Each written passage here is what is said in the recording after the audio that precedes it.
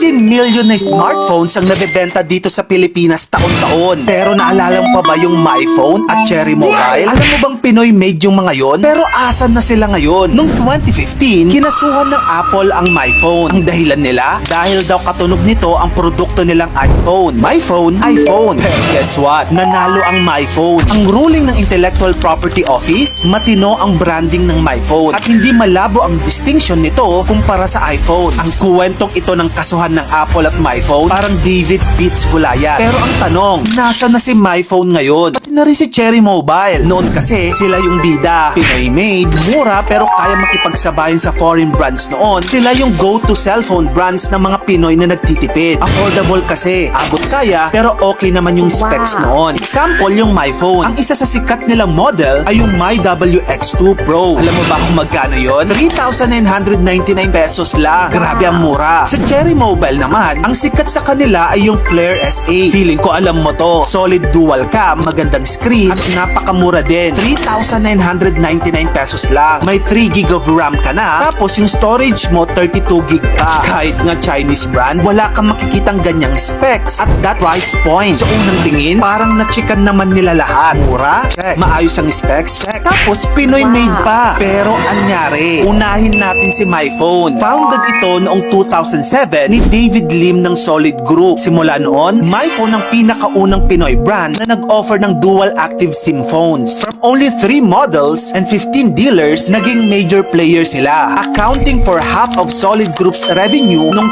2011. Kumbaga, yung MyPhone yung cash cow ng company iyon. Tapos yung mga cellphones pa nila noon, may Pinoy touches pa. May mga pre-installed OPM songs, prayer apps, fake money detector, at iba pang mga pakulo. Pero ano na nga bang nangyari sa kanila ngayon? Kung titignan natin yung Facebook page nila, ang last update ng MyPhone tungkol sa kanilang mga products ay last October 2022 pa. Pero nitong buwan ng Mayo, nag-post ulit sila. Pero about this random event na lang na wala namang kinalaman sa bagong product. Sa mga online shops naman, isa na lang tong maliit na tablet under 5,000 pesos ang binebenta. Pero wala nang bagong release ng ilang taon. Sa tingin ko, mukhang inubos na lang ata nila yung mga existing stocks. MyPhone is now presumed dead in the market. Next naman yung Cherry Mobile. Founded ito noong 2009 ni Maynard Ngu ng Cosmic Technologies. Maliit lang silang team noon pero mataas ang kanilang ambisyon. Ang best series nila sa kanilang product line ay yung Flare series. Affordable at powerful. In fact, naging IT Company of the Year pa nga sila noong